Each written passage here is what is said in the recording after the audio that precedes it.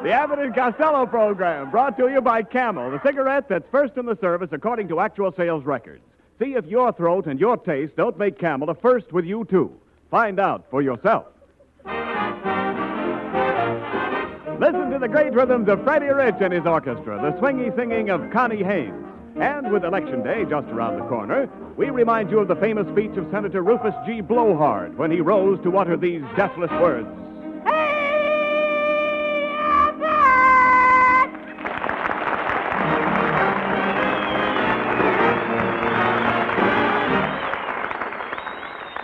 Well, Costello, what's going on here? Costello.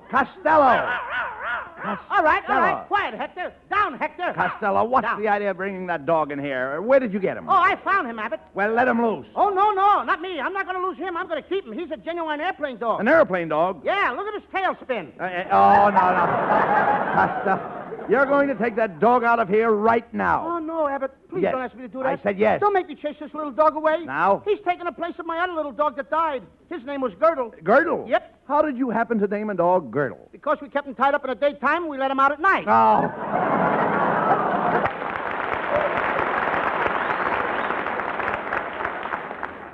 Oh, I remember that dog you had. He was a dachshund. One of those long dogs. Yeah, my mother bought that long dog for us kids so we could all pet him at the same time. How did he happen to die, Lou? It's a sad tale, Abbott. Well? He met his end going around a tree. Dog. All right, Hector, all right. Quiet. Listen to him, Abbott. He's got asthma.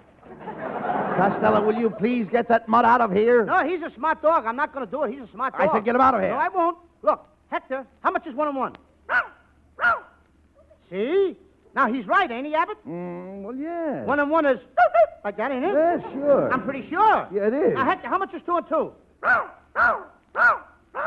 Isn't that amazing? Yeah. Now, Hector, tell Abbott what time it is. 7:15. You know, I think we should have got a real dog for this part. The producer is always putting his relatives on the show. Just like me and my Uncle Artie Stebbins. Now, look, Costello. He gets in. Listen, you've got to get rid of this dog. Now, I know what we'll do. We'll take this dog out on the street, and we'll auction him off. We'll probably get $3 or $4 for him. Now, come on. Okay. Now, let's get started here. Ladies and gentlemen, step right up here. We are about to auction off this beautiful dog. In fact, neighbors, he is one of the most famous dogs in Hollywood. What kind of a dog is he, mister? Lady, do you remember the famous dog Strongheart? Yes, I remember Strongheart. Well, this is his brother, Weak Liver. I think that dog is a flea hound. Look, he's scratching himself. You're wrong, madam. He's a watchdog. He's winding himself up. Costello, will you please step aside? Now, madam, would you like to make the first bid for this dog? Well, I didn't intend to bid. You didn't what? Intend? $10 has been bid by the lady. Who'll make it 11? Now, just a minute. Don't pull any of those dirty $36 has been bid. Do I hear 37? Just a minute, you crooks. My wife didn't bid for that dog. She certainly did. I'll give you 6 to 5. She 65 didn't. has been bid by this gentleman. Who'll make it 66? Oh, come on, Eddie. $80 has been bid. And what? And what a buy for $80? Why, you can raise $500 on this dog. Oh, yeah? You'd have to be Tarzan to raise $500 on that dog. You'd have to be what? Tarzan. Sold! Sold to this gentleman for $1,000. Ah, you guys are nothing but fakes. Come on, dear. Let's get out of here. Okay. Hey, Excuse me. Go ahead. Come here, Costello. Costello. What? The crowd is breaking up. Hurry up. Okay. Get out there among the people and be a shill. Now, if somebody says $1, you say $2. If somebody says $2, you say $3. I get it. You I got know it? what you mean. Yeah. Well, whatever it is the bid, I keep raising the price. That's right. Woo! All right, no. Now, who will bid $1 to start the sale? I will. Quiet, Costello. You have no money. I'll bid $1. That's fine. Now, who'll say $2? Please, won't somebody say $2? Will the lady who said $1 say $1 again? $2.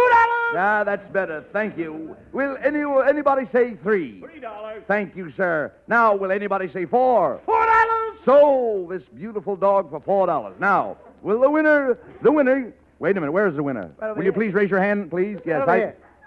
Costello. Right here. Costello. It was me. Get back in that crowd. Okay. Get back there. You haven't got a dime.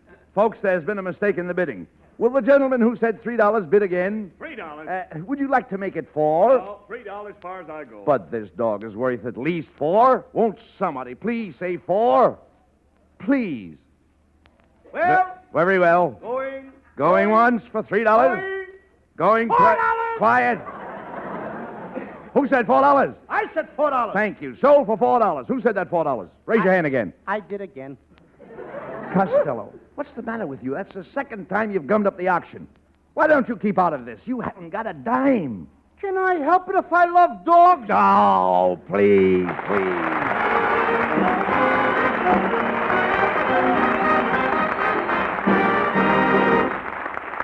T, the letter T, 20th letter of the alphabet. And to every smoker, a letter of first importance. It stands for taste and for throat. In other words, your T-zone. And T for truth, too, because your T-zone gives you the truthful answer to the question of which cigarette is best for you. Try the kind, cool mildness of Camels on your own throat. Try the rich, full, fresh flavor of Camels on your taste. And furthermore, that T stands for tobaccos, too, the superb blend of costlier tobaccos that gives Camel such an appeal to the T-zone of millions of smokers. C-A-M-E-L-S. Camels. And T stands for try, too, and for today. Try them on your T-zone today.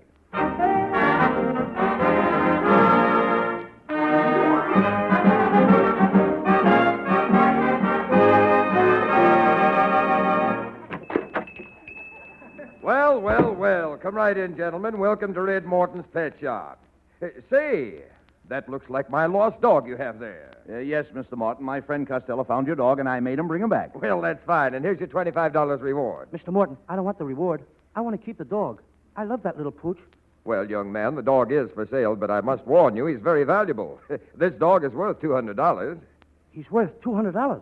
How could a little dog save up all that money? Costello, Mr. Morton means you'll have to pay $200 for the dog. That's right, young man. Have you any idea about what this dog's breed is? His what? His breed. He breathes to his nose like anybody else. Costello, we're wasting this man's time. Now, you can't afford to buy this Oh, no, dog. wait a minute, Abbott. You can't afford it. I gotta have this dog. Mr. Morton, why can't I go to work for you in your pet shop? I'll let you keep all my salary to pay for the dog. Very well, young man. I'll pay you whatever you're worth. Oh, no, I gotta have some money. Mr. Morton, Costello take the job. Now have him here at 8 o'clock in the morning.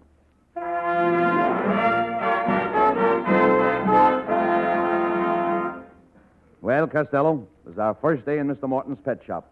So be on your toes. Uh-oh, here comes a customer. Good morning, madam. What can I do for you? I'd like 10 cents worth of dog meat. Shall I wrap it up or will you eat it here? Oh, I'll never come in this place again. Arf, arf, arf. Now, see what you did, Costello? She died with Big Mac. Yeah. That lady drove away in a huff, and she's fuming. It must be that ration gas we're getting. Now, look. Please get busy, Costello, and take care of those puppies. Hey, I forgot to tell you, Abbott. What? One of these puppies have the sniffles. I don't know what to do. Well, if the puppy has a cold, just fill a long tube with some cold medicine. Then place one end of the tube in the dog's mouth and take a deep breath and blow. That's no good. I tried it. And what happened? The dog blew first. Wait a minute. Hello, Morton's Pet Shop. Who? Mrs. Pike? Oh, yes, I'll send Costello over for it. What kind of a dog have you? A Pekingese? Okay, Mrs. Pike. Costello, I want you to go over and get a peek at Mrs. Pike's. Get a peek at Mrs. Pike's. Yes. Well, why can't I take a good look? Listen, you dummy, I want you to go after Pike's Peak. You want me to go after Pike's Peak? What am I, a mountain climber? Look, Costello, I want you to go to Mrs. Pike's house, and you'll see her peek around the yard. I'll see her peek around the yard? Yeah. Well, what do you want me to do? Play hide and seek with her? No. Look, Abbott, tush. What do you mean? I gotta finish washing a dog. What dog? You know, the little white dog that, Spitz? No, but it drools a little.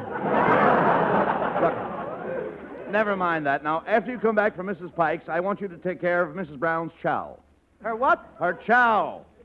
How is Mrs. Brown's chow? What are you asking me for? I never ate at the lady's house. Do you realize that Mr. Morton is going to fire you before you even earn $1 to pay for that dog? No, he ain't, Abbott, because I got a big idea. Do you see that poster on the wall? Yes. It says Big Dog Show tonight. First prize, $200. So? I'm going to take Hector to the dog show. He'll win the money, and I'll pay Mr. Morton in full. But, Costello, you can't take that dog away from the store. Suppose Mr. Morton comes back and finds the dog's coop empty. Why, he could have you arrested. Just think of the headline in the papers. Costello takes dog and flees. Oh, no, I'm just taking a dog. I'm going to leave the fleas here. Anyway, Abbott, he'll never know the dog is missing. I'll get my little brother Sebastian to hide in the coop, and he'll take the dog's place till we get back. Now, Costello, that's ridiculous. Sebastian could never fool Mr. Morton into believing he's a dog. Is that so? Certainly. He's fooled plenty of people already.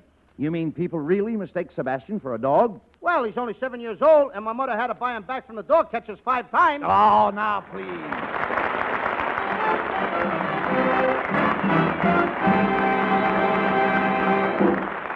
Who'll win first prize at the dog show may be a moot question, but there's no questioning the fact that first prize at the singing sweepstakes will go to our lovely Connie Haynes as she sings Dance with a Dolly.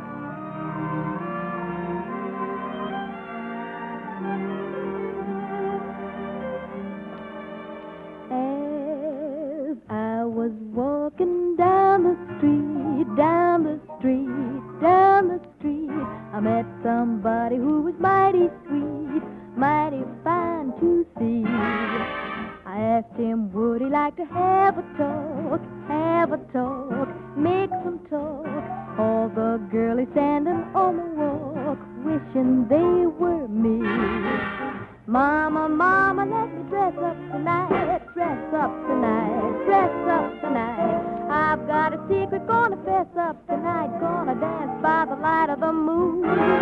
Gonna dance with a dolly with a fool in a stocking. Knees keep a knocking, toes keep a rocking. Dance with a dolly with a hole in a stocking. Dance by the light of the moon. As I was walking down the street, down the street, down the street, met somebody who was mighty sweet, mighty fine to see. Asked him, would he like to have a talk, make some talk? Oh, the girlies standing on the wall, wishing they were me. Mama, mama, let me dress up tonight, dress up tonight, dress up tonight. I've got a secret, gonna fess up tonight, gonna dance by the light of the moon. Gonna dance with a dolly, holding a stocking. Knees keep a knocking, toes keep a rocking. Jag with a dolly with a hole in a stocking. Gonna dance by the light of the moon. Gonna dance with a dolly by the light of the moon.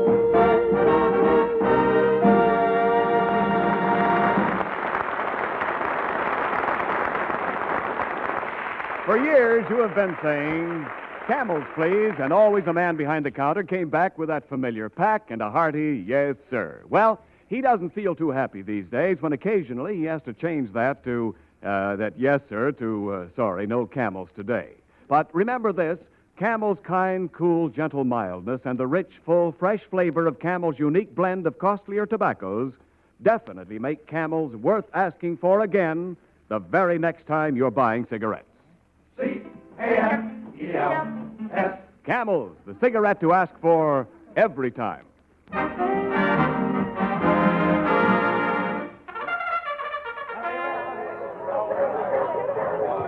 Quiet, everybody, quiet. We are about to start the great North Hollywood Dog Show.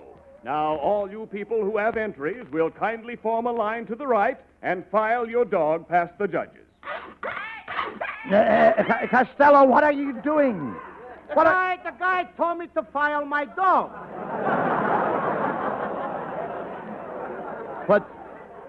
Put that file down.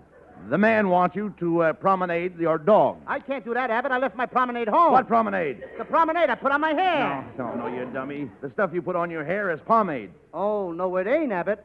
Pomade is the stuff my father drinks. Your father drinks pomade? Mm-hmm.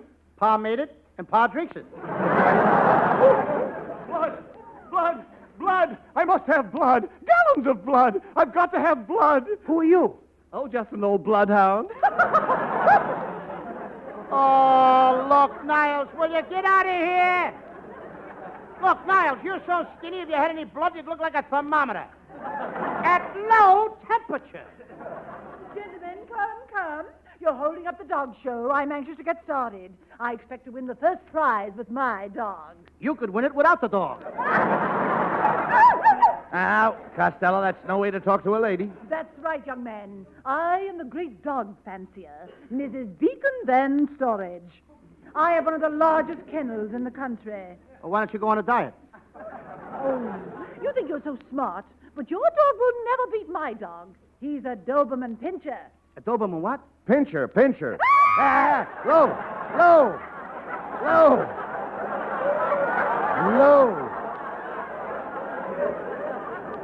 Why, I'm surprised. What are you doing? You told me to pinch her. Well, come on, Costello. It's time to take the dogs into the judging ring. Yeah, come on, Hector. All right, take it easy. Hector, will you stop painting? Stop it. Now, we got to go in there and win that $200, and then you'll belong all to me.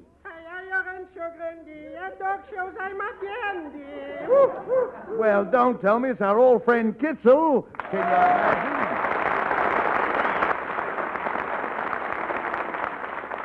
Could be, yes. You know, I came here to win the dog show. I got some very uppity puppities. Yes, sir. Just take a look on this fine dog. Come here, Einstein. Hey, Kitzel. Yes. Why do you call him Einstein? Well, because nobody can explain his relativity. Oh, my, he's a fine dog. Hey, Kitzel, he looks more like a pointer setter. For goodness sake, what's a pointer setter? He sits in the kitchen and points at the icebox. I don't think you'll ever win a prize with that dog, Kitzel. Now, Believe me, I don't think you'll ever Costello, win. You might as well take your dog and get out of Now, here. wait a minute, Lou. My little dog's got to win. I know, but wait a minute, Lou. $200. I I gotta win understand to that, pay but for that listen. little dog. But that's no way to Kitzel, talk. get your dog out of here. I know, that's no way to talk about other dogs, Lou. I know, Kitzel but- has a fine-looking dog there. Yeah, but Abbott, he don't look healthy to me. What makes his tongue hang way out like that? What makes his tongue hang way out? He was born with a long tail and he's trying to keep his balance. Well, I don't believe it. Yes. No. Yes, I think he's trying to pick up dimes. Hey, No. Kitzel, can your dog do any tricks? Oh, he plays a little pinochle. Pinochle? You mean your dog plays cards? Well, he must be plenty smart. Oh, Pish Posh, he's not so smart. Last night I beat him 2 games out of 3. Look, your dog don't compare to my dog, Kitzel. Now, Hector can really do good tricks. Yeah. Would you like to see him climb a ladder? Your dog can climb a ladder. Uh-huh. This I got to see. Well, this you're going to see. Come here, Hector. Attaboy, Hector. Look, Hector, I want you to start climbing the ladder. There he goes. Now he's on the first rung, the second, the third rung. There you are, Kitzel. He went all the way up to the top. Okay, Hector. Now jump down in my arms. Attaboy. That's what I call climbing a ladder. Now, just a second, for goodness sake. I don't see any ladder. Why, he hasn't learned to do it with a ladder yet. Oh.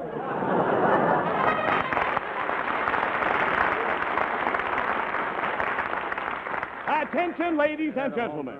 The judges of the dog show have reached a decision. We are awarding the first prize of $200 to this little fat dog here wearing the brown blanket. Now, wait a minute, Niles. You're pointing at me, and I ain't no dog. My ears are too short. What am I saying? Will you be quiet, Costello? You want to make a liar out of the judges? I killed that one, didn't I? All right. Look, Costello, don't argue. You've got the $200. Let's go. Now, we've got to get back to Morton's pet shop and get your brother Sebastian out of that dog coop.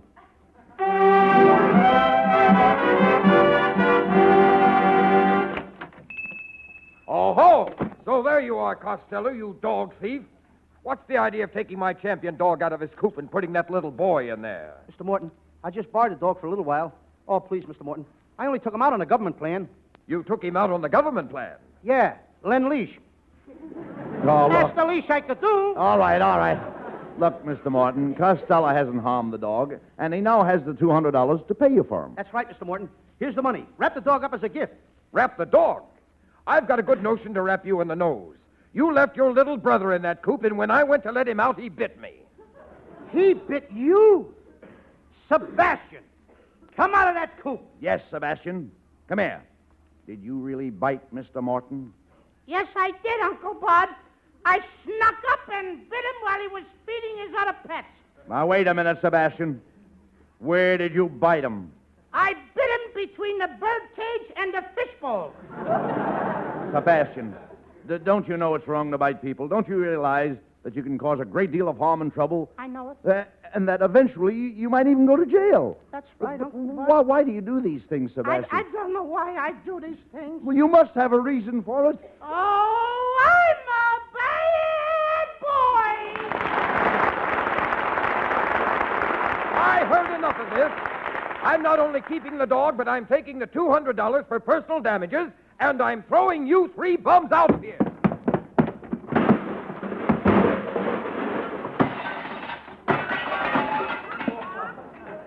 Hey, Abbott, look what he did.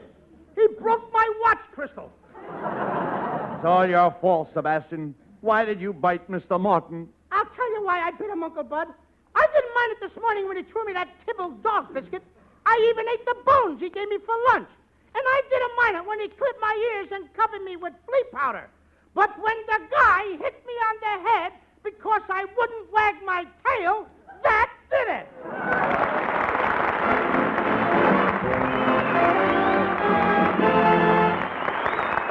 We'll bring Abbott and Costello back in just a moment.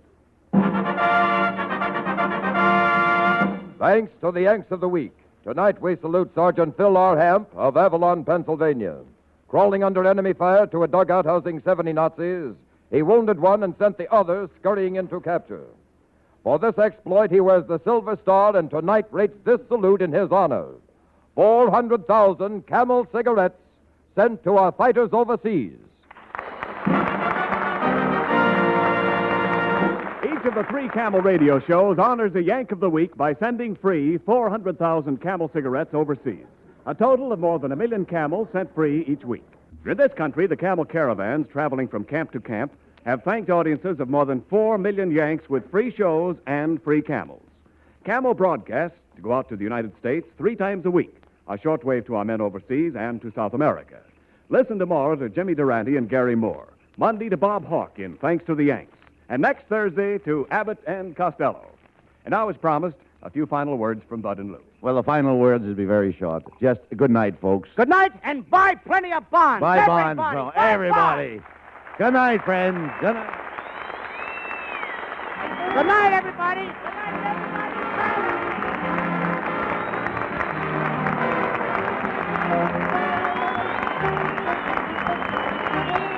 Tune in next week for another great Abbott and Costello show. And remember, try Camels on your throat and your taste. See for yourself how Camel's mildness, coolness, and flavor click with you.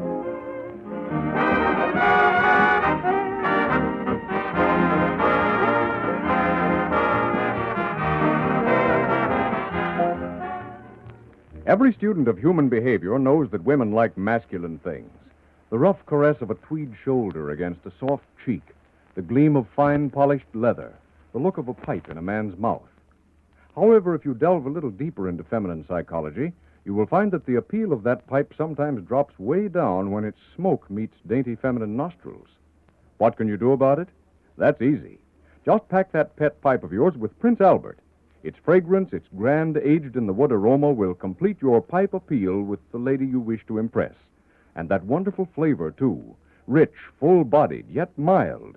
And Prince Albert's crimp cut gives you firm packing, easy drawing, and even burning right through the last puff.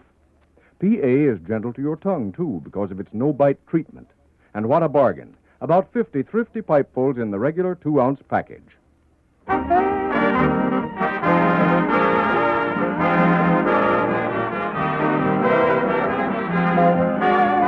The Abbott and Costello show for Camel cigarettes was directed by Dick Mack, and this is Ken Niles wishing you a pleasant good night from Hollywood. This is the National Broadcasting Company.